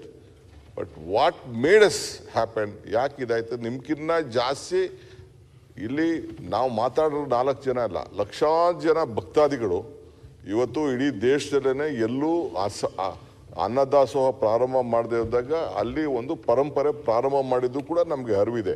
ಯಾಕೆ ಹಿಂಗೆ ಆಗ್ತಾ ಇದೆ ಅಂತ ಕೂಡ ನೀವು don't link it to a political angle. Congress high command why Congress will involve? ಯಾವನೊಬ್ಬ ಬಂದು ಅಲ್ಲಿ ಇರೋಂಥ ಇಂಟರ್ನಲ್ ಪ್ರಾಬ್ಲಮ್ ಅಂತ ಬಂದು ಮಾಡಿ ಅವ್ನು ಯಾವನೊಬ್ಬ ಬಂದು ಮಾಡಿದ್ದಾನೆ.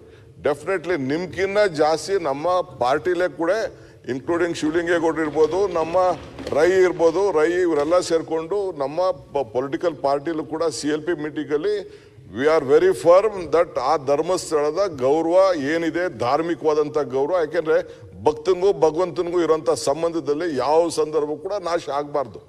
ಅವ್ರು ಮೊದಲಿಂದ ಕೂಡ ಕಾಪಾಡ್ಕೊಂಡು ಬಂದಿದ್ದಾರೆ. ಅವ್ರು ಮಾಡ್ತಾ ಇರೋಂಥ ಸೋಷಿಯಲ್ ಸರ್ವಿಸು, ಅವ್ರು ಮಾಡ್ತಾ ಇರೋಂಥ ಧಾರ್ಮಿಕ ವಿಧಾನ, ಅದ್ರ ಬಗ್ಗೆ ಯಾರಿಗೂ ಅನುಮಾನನೂ ಇಲ್ಲ.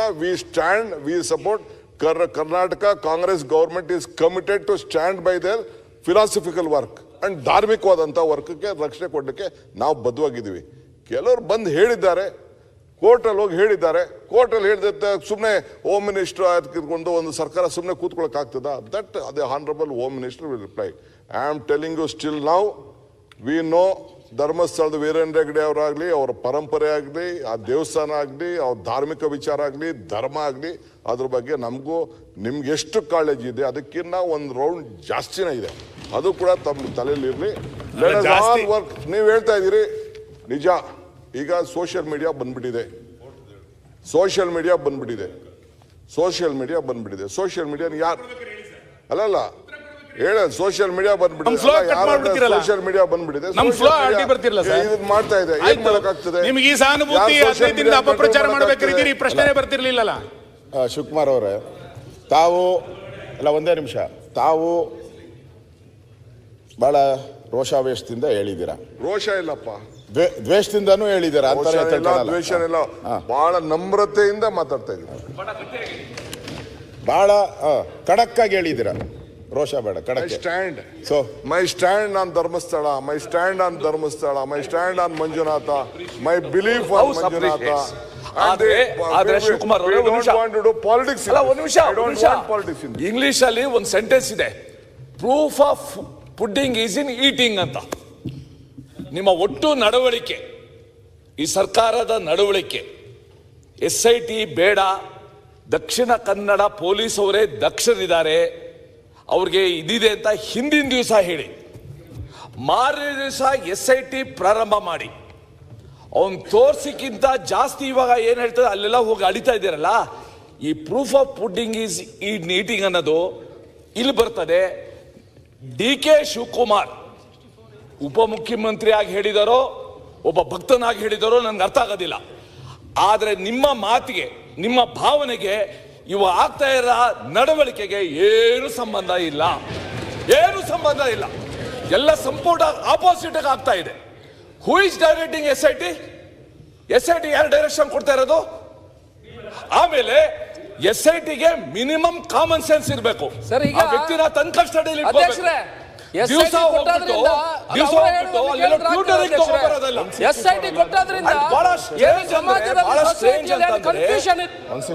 ಒಬ್ಬ ವಕೀಲರು SIT ಮಾಡುವಂತ ಹೇಳಿದ್ರು 164 ಅಲ್ಲಿ. ಅಲ್ಲ ಆಯ್ತು ಅಧ್ಯಕ್ಷರೇ, ಸುರೇಶ್ ಕುಮಾರ್ ಒಂದೇ ನಿಮಿಷ. ಅಲ್ಲ ಶಿವಕುಮಾರ್ ನೋಡಿ, ಈಗ ಎಲ್ಲ ಚರ್ಚೆ ಆಗ್ತದೆ. ಇವರ ಬಗ್ಗೆ ಮುಗಿಸಿದ್ರೆ ಸುನಿಲ್ ಕುಮಾರ್ ಮುಗಿಸಿ ಮಾತಾಡಿ, ನಿಮ್ಮೆಲ್ಲ ಅವಕಾಶ ಕೊಡುವ. ಬಿಟ್ಟವನು ನೆನ್ನೆ ಇಷ್ಟು ಪ್ರಚೋದನಾಕಾರಿ ಭಾಷಣ ಮಾಡಿದ್ದಾನೆ. You should have nabbed it. ನೀವು ಹೇಟ್ ಸ್ಪೀಚ್ ಬಗ್ಗೆ ಒಂದು ಲೆಜಿಸ್ಲೇಷನ್ ತರಬೇಕು ಅಂತ ಇದ್ದೀರಾ. ಅದಕ್ಕೆ ಫಸ್ಟ್ ಕೇಸ್ ಅದು ಆಗ್ಬೇಕಾಗಿತ್ತು.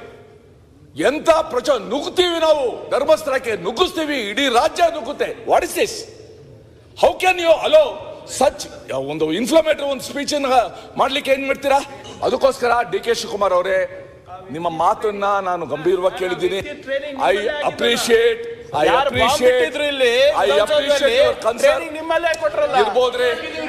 ಇರ್ಬೋದು ಸಿದ್ದರಾಮಯ್ಯ ಹಾಗಿರ್ತದೆ, ಏನು ಮಾಡಕ್ಕಾಗಲ್ಲ. ನಾನು I appreciate your concern. I appreciate your ಆದ್ರೆ ನಿಮ್ಮ ನಡವಳಿಕೆ ಬುದ್ಧಿವಾದ ಹೇಳ್ತೀರಾ ಅಧ್ಯಕ್ಷರೇ? ಒಬ್ರು ಸ್ಟೇಟ್ಮೆಂಟ್ ಕೊಟ್ಟಾಗ ಏನಾಗ್ಬೇಕು ಅದನ್ನು ಹೇಳಿ. ಅಧ್ಯಕ್ಷರೇ, ಬಾಂಬ್ ಬಿಟ್ಟವರಿಗೆಲ್ಲ ಸದಸ್ಯತ್ವ ಕೊಟ್ಬಿಟ್ಟು ಟ್ರೈನಿಂಗ್ ಕೊಟ್ಬಿಟ್ಟು ನಮ್ಮೇಲೆ ಆಗ್ತಾರೆ. DK ಶಿವಕುಮಾರ್ ಅವರು ಮಾನ್ಯ ಉಪಮುಖ್ಯಮಂತ್ರಿಗಳು ಇವತ್ತು ಸಾಂದರ್ಭಿಕವಾಗಿ ಬಂದು ಮಾತಾಡಿದ್ದಾರೆ. ನಿಮಗೆ ಕಳಕಳಿ ಇಲ್ಲ ಅಂತ ನಾನು ಹೇಳಲೇ ಇಲ್ಲ. ನೀವು ಅವತ್ತು ಇದನ್ನ ಬಹಳ ಗಟ್ಟಿಯಾಗಿ ಹೇಳಿದ ನಂತರ ಇಷ್ಟೆಲ್ಲ ಅಪಪ್ರಚಾರಗಳು ನಡೆದಾಗ ಯಾವ ಮಿನಿಸ್ಟರ್ ಇದಕ್ಕೆ ಇಂಟರ್ವ್ಯೂನ್ ಆಗಲಿಲ್ಲ ಅಂತ, ಇಷ್ಟೆಲ್ಲ ದೊಡ್ಡ ಕೆಟ್ಟ ಅಪಪ್ರಚಾರಗಳು, ನಾನು ಬಹಳ ಅಪಪ್ರಚಾರ ನಮ್ ನೋಡಕ್ಕಾಗಲ್ಲ. ಅದು ಅಷ್ಟು ಅಪಪ್ರಚಾರ ನಡೆದಾಗ ಒಂದು FIR ಮಾಡಿಲ್ಲ ಸರ್ ಜಿಲ್ಲಾಡಳಿತ, ಒಂದು ಸರ್ಕಾರ ಮಾಡಲಿಲ್ಲ. ಇವತ್ತು ಭಾಷಣದಲ್ಲಿ ನಾನು ಬಹಳ ಅದ್ರ ಜೊತೆಗಿದ್ದೀನಿ ಅಂತಂದ್ರೆ ಆಗಲ್ಲ, ಕೃತಿನಲ್ಲಿ ಬರಬೇಕಲ್ಲ. ನಾನು ಭಾಷಣದಲ್ಲಿ ಹೌದು ಹಂಗೆ ಮಾಡ್ತೀನಿ ಅಂತಂದ್ಬಿಟ್ರೆ ನಾಳೆ ಹೆಡ್ಲೈನ್ ಆಗ್ಬೋದು ಪೇಪರಲ್ಲಿ. ಆದರೆ ಇಲ್ಲೇನು ನಡೆಸಿದಿರಿ ನೀವು? ಇವತ್ತು ಈ ದಿನ ಬೆಳಿಗ್ಗೆ ಅಲ್ಲಿ ಪ್ರಚಾರ ಅಪಪ್ರಚಾರ ಎಲ್ಲಿಯ ತನಕ ಅಂತಂದ್ರೆ, ನೀವು ಸುಳ್ಳು ಸುದ್ದಿಯ ಬಗ್ಗೆ ಒಂದು ಕಾನೂನು ತರ್ತೀನಿ ಅಂತ ಗೃಹ ಸಚಿವರು ಹೇಳಿದ್ರಿ. ಇದೆಲ್ಲ ಸುಳ್ಳು ಪ್ರಚಾರಗಳು ಆದ ನಂತರ ಕಾನೂನು ತರಬೇಕು ಅಂತ ಹೊರಟಿದ್ದೀರಾ? ಸುಮ್ಮನೆ ಕೂತ್ಕೊಂಡ್ರ ಅದಕ್ಕೋಸ್ಕರ? ಒದ್ದು ಒಳಗಾಕ್ಬೇಕಿತ್ತಲ್ಲ ಯಾರ್ಯಾರು ಹಿಂಗೆ ಧರ್ಮಸ್ಥಳದ ಬಗ್ಗೆ ಮಾತಾಡ್ತೀರಿ ಅಂತ. ಸರ್ಕಾರಕ್ಕೆ ನಾನು ಶಬಾಸ್ಗಿರಿ ಯಾವಾಗ ಕೊಡ್ತಿದ್ದೆ ಅಂತಂದ್ರೆ, ಒಬ್ಬ ಧರ್ಮಸ್ಥಳದ ಬಗ್ಗೆ ಮಾತಾಡಿದಾಗ, ಒಬ್ಬ ಮಂಜುನಾಥನ್ ಫೋಟೋ ಹಾಕೊಂಡು ಮಾತಾಡಿದಾಗ, ಒಬ್ಬ ಕುಟುಂಬದ ಬಗ್ಗೆ ಮಾತಾಡಿ ಅವಹೇಳನ ಮಾಡಿದಾಗ ಪೊಲೀಸ್ ಸ್ಟೇಷನ್ಗೆ ಒದ್ದು ಒಳಗಾಕಿ ಹುಷಾರ್, ಹಿಂದೂ ಧಾರ್ಮಿಕ ಕೇಂದ್ರದ ಬಗ್ಗೆ ಮಾತಾಡಿರೋ ಹುಷಾರ್ ಅಂತ ಹೇಳಿದ್ರೆ ಹೌದಪ್ಪ ಅಂತ ನಿಮ್ ಸರ್ಕಾರನ ಹೇಳ್ತಾ ಇದ್ದೆ. ನೀವು ಅಸಹಾಯಕರಾಗಿ ಕೂತ್ಕೊಂಡಿದ್ದೀರಿ ಇಡೀ ಸರ್ಕಾರ. ಯಾರು ಏನ್ ಬೇಕಾದ್ರೂ ಮಾಡಿ, ನಾನು ಹೇಳಿದಲ್ಲ, ಬಾಹುಬಲಿ ಬೆಟ್ಟ ತನಕ ಹೋಗಿದ್ರಿ ನೀವು ಗುಂಡಿ ತೆಕ್ಕೊಂಡು. ಇದಕ್ಕಿಂತ ಒಂದು ಅಪಮಾನ ಬೇಕೇನೋ ಒಂದು ಕ್ಷೇತ್ರಕ್ಕೆ? ಬೇಡ, ಆಮೇಲೆ ನಾನು ಈಡಾಗಿಲ್ಲ ಸರ್, ಈಡಾಗಿಲ್ಲ, ಆಮೇಲೆ ಮಾತಾಡ್ತೀನಿ. ನೀವು ಇಷ್ಟೆಲ್ಲ ಮಾತಾಡ್ಬೇಕಾದ್ರೆ ಇವತ್ತು ಈ ಕಳಕಳಿಯನ್ನು ತೋರಿಸೋದೇ ನೀವು? ಇವತ್ತು ಇಡೀ ರಾಜ್ಯದ ಜನ ಆಕ್ರೋಶಿತ ಪರ ಆಗಿರೋ ಕಾರಣಕ್ಕೆ ಈಗ ನೀವು ಕಳಕಳಿಯನ್ನು ತೋರಿಸ್ತಾ ಇದ್ದೀರಿ. ಇವತ್ತು ಇಡೀ ರಾಜ್ಯದ ಜನ ರಸ್ತೆಗೆ ಬಂದಿದ್ದಾರೆ. ನಾನು ಅದಕ್ಕೆ ಹೇಳಿದ್ದು, ಬಾಹುಬಲಿ ಬೆಟ್ಟಕ್ಕೆ ಬುಡಕ್ಕೆ ಬಂದಿರುವಂತ ನಿಮ್ ಬುಡಕ್ಕೆ ಬರುತ್ತಿದ್ದು ಆ ಆಕ್ರೋಶ ಬಹಳ ದೊಡ್ಡ ಪ್ರಮಾಣದಲ್ಲಿ ಜ್ವಾಲೆ ಆಗ್ಲಿಕ್ಕಿಂತ ಮುಂಚೆ ನೀವು ತಿರುಪತಿಯನ್ನ ಅವಹೇಳನ ಅವತ್ತು ಮಾಡಿದ್ ನೋಡಿದ್ವಿ, ಶಬರಿಮಲೆಯನ್ನು ಮಾಡಿದ್ ನೋಡಿದ್ವಿ. ಈಗ ಮುಂದಿನ ಟಾರ್ಗೆಟ್ ಧರ್ಮಸ್ಥಳ ಮಾಡ್ಲಿಕ್ಕೆ ಕೊಟ್ಟಿದ್ದೀರಿ. ನಾಳೆ ಇನ್ನೇನು ಟಾರ್ಗೆಟ್ ಮಾಡ್ತೀರಾ ಗೊತ್ತಿಲ್ಲ. ಇದೊಂದು ಗ್ಯಾಂಗ್, ಇದು ಅಪಪ್ರಚಾರ ಮಾಡ್ಕೊಂಡು ಮುಂದಕ್ಕೆ ಹೋಗುವಂತ ಒಂದು ಗ್ಯಾಂಗ್ ಇದು. ನೀವು ಇದನ್ನ ಈ ಟೂಲ್ ಕಿಟ್ ಅನ್ನ ಇವತ್ತು ನಿಲ್ಲಿಸ್ತಿಲ್ಲ ಅಂತಾದ್ರೆ, ಮಾನ್ಯ ಗೃಹ ಸಚಿವರು ಉತ್ತರದಲ್ಲಿ SIT ತನಿಖೆಯ ಮಧ್ಯಂತರ ವರದಿ ಏನಾಯ್ತು ಅಂತ ಹೇಳಿ, ಈ ತನಿಖೆಯನ್ನ ಎಲ್ಲಿಯ ತನಕ ನಡೆಸ್ತೀರಿ ಅಂತ ಹೇಳಿ, ಇನ್ನೆಷ್ಟು ಗುಂಡಿಯಾಗಿ ಕೊಟ್ಟಿದ್ದೀರಿ ಅನ್ನೋದನ್ನ ಸ್ಪಷ್ಟ ಮಾಡ್ತಾ, ಈ ರೀತಿ ಹಿಂದೂ ಧಾರ್ಮಿಕತೆಯ ಬಗ್ಗೆ ಯಾರು ಅವಹೇಳನ ಮಾಡಿದ್ರೆ ಈ ಸರ್ಕಾರ ಸಹಿಸೋದಿಲ್ಲ ಅನ್ನುವಂತ ಒಂದು ಸಂದೇಶ ಕೊಡಿ. ಬರೀ ಹಿಂದೂ ಕಾರ್ಯಕರ್ತರ ಮೇಲೆ FIR ಹಾಕೊಂಡು ಪೌರುಷ ತೋರಿಸೋದಲ್ಲ ನಿಮ್ದು. ಈ ತರದವರಿಗೂ ಸ್ವಲ್ಪ ತೋರಿಸಿ ಏನು ಅಂತ. ಹಾಗಾಗಿ ನಿಮ್ ಜೊತೆಲಿರುವಂತ ಗುಂಪು ಏನು ಅಂತಂದ್ರೆ, ಮೊನ್ನೆ ಜ್ಞಾನೇಂದ್ರ ಹೇಳಿದ್ರು, ಕಾಡಲ್ಲಿರೋ ನಕ್ಸಲರನ್ನೆಲ್ಲ ಶರಣಾಗತಿ ಮಾಡಿ ನಗರಕ್ಕೆ ತಂದು ಬಿಟ್ಬಿಟ್ರಿ. ಅವರೆಲ್ಲ ಇವತ್ತು ಇದ್ರಲ್ಲಿ ಓಡಾಡ್ತಿದ್ದಾರೆ. ನಗರ ನಕ್ಸಲರೆಲ್ಲ ಓಡಾಡಕ್ ಶುರು ಮಾಡಿದ್ದಾರೆ. ಇವತ್ತು ಇನ್ನೊಂದು ತಂದ್ಬಿಟ್ಟಿದ್ದು, ಇನ್ಯಾರು ತಂದ್ಬಿಟ್ಟಿದ್ದು? ನಿಮ್ಮ ಸರ್ಕಾರ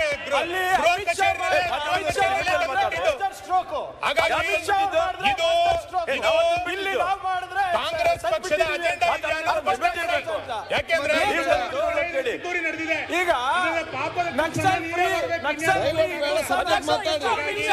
ಅಧ್ಯಕ್ಷರೇ, ಯಾರು ಇದರ ಹಿಂದೆ ಅಧಿಕಾರಿಗಳಿದ್ದಾರೆ, ಇದರ ಹಿಂದೆ ಯಾರು ತೆರೆಯ ಮರೆಯಲ್ಲಿ ಕೆಲಸ ಮಾಡಿದ್ದಾರೆ, ಇದರ ಹಿಂದೆ ಇರುವಂತ ಯಾವ ಸಂಘಟನೆಗಳಿದೆ, ಇದರ ಹಿಂದೆ ಯಾವ ಹಣಕಾಸು ನೆರವನ್ನು ಕೊಟ್ಟಿದ್ದಾರೆ, ಇದೆಲ್ಲದರ ಬಗ್ಗೆಯೂ ಕೂಡ ತನಿಖೆ ಆಗಬೇಕು. ಇದು ಹೊರಗೆ ಬರಬೇಕು. ನಾಳೆ ತೇಜೋವಧೆ ಮಾಡಿ ನಂತರ ನನ್ನ ಮನೆ 0 ಅವರ್ನಲ್ಲಿ ಹೇಳ್ತಾ ಇದ್ದೆ, ಕೊನೆಗೆ ಏನ್ ಮಾಡ್ಬಿಡ್ತೀರಿ ನೀವು ಅಂತಂದ್ರೆ, ಇದನ್ನ ಮುಚ್ಚಾಕ್ಬೇಕು ಅಂತಾದಾಗ ಕೊನೆಗೆ SIT-ನವರು ಅದು ಇನ್ನೇನೋ ವರದಿ ಏನ್ ಕೊಡ್ತಾರೆ ಅಂತಂದ್ರೆ, ಆ ಮುಸುಕುದಾರಿ ಮೆಂಟಲ್ ಸರ್, ಏನು ಮಾಡೋಕ್ಕಾಗಿಲ್ಲ ಅಂದ್ಬಿಡ್ತೀರಿ ನೀವು. ಕೊನೆಗೆ ಇದೇ ಮಾಡೋದು ನೀವು. ಅವನಿಗೆ ಮೆಂಟಲ್ ಟ್ರೀಟ್ಮೆಂಟ್ ಬೇಕಾಗಿದೆ, ಅವನು ಏನೇನೋ ಹೇಳ್ದ, ಅವತ್ತೇನೋ ಅಚಾನಕ್ ಆಗಿ ನಡೆದೋಗ್ಬಿಟ್ಟಿತ್ತು ಅಂತೇಳಿ ನಿಮ್ಗೆ ಕಾಂಟ್ಯಾಕ್ಟ್ ಮಾಡ್ತೀರಿ. ಅಂದ್ರೆ ಇಡೀ ರಾಜ್ಯನ ಮೆಂಟಲ್ ಮಾಡ್ಲಿಕ್ಕೆ ಹೊರಟ್ಬಿಡ್ತೀರಿ ನೀವು. ಹಾಗಾಗಿ ಇದು ಯಾವುದಕ್ಕೂ ಅವಕಾಶ ಕೊಡದಲೆ ಇದರ ಭಾವನೆಗಳಿಗಾಗಿರುವಂತ ಹಾನಿಗಳನ್ನ ಯಾರು ಆ ಹಾನಿಯನ್ನು ಸರಿ ಮಾಡ್ಕೊಳ್ಳೋದು ಯಾರು? ಹಾಗಾಗಿ ತಕ್ಷಣ ಸರ್ಕಾರ ನಿಮ್ ಇಡೀ ಮಂತ್ರಿ ಮಂಡಳ ಹೋಗಿ ಧರ್ಮಸ್ಥಳದ ಕ್ಷಮೆಯನ್ನು ಯಾಚಿಸ್ಬೇಕು ನೀವು. ಹೌದು, ನಮ್ ಕಡೆ ತಪ್ಪಾಗಿದೆ, SIT ರಚನೆ ಮಾಡಿ ಅಪಪ್ರಚಾರ ಮಾಡಿ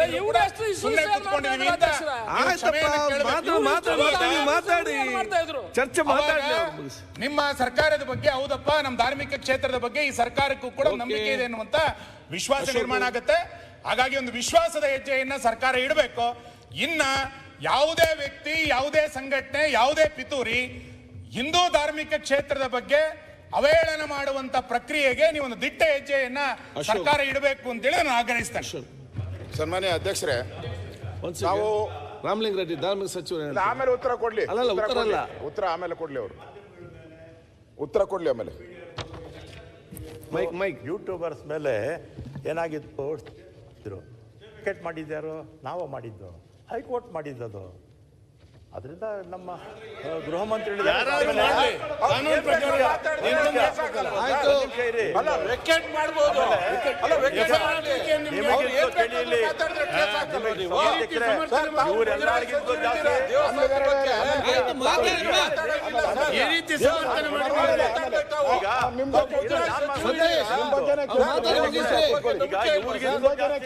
ಧರ್ಮಸ್ಥಳಕ್ಕೆ ನಾವು ಜಾಸ್ತಿ ಹೋಗ್ಬಿಟ್ಟಿದ್ದೀವಿ ಅವ್ರಿಗೆ ವಿಷಯಾಧಾರಿತವಾಗಿ ಚರ್ಚೆ ಮಾಡಿ ಪರಸ್ಪರ ಒಬ್ಬರಿಗೆ ಆರೋಪ ಮಾಡಿದ್ರೆ ವಿಷಯಾಧಾರಿತವಾಗಿ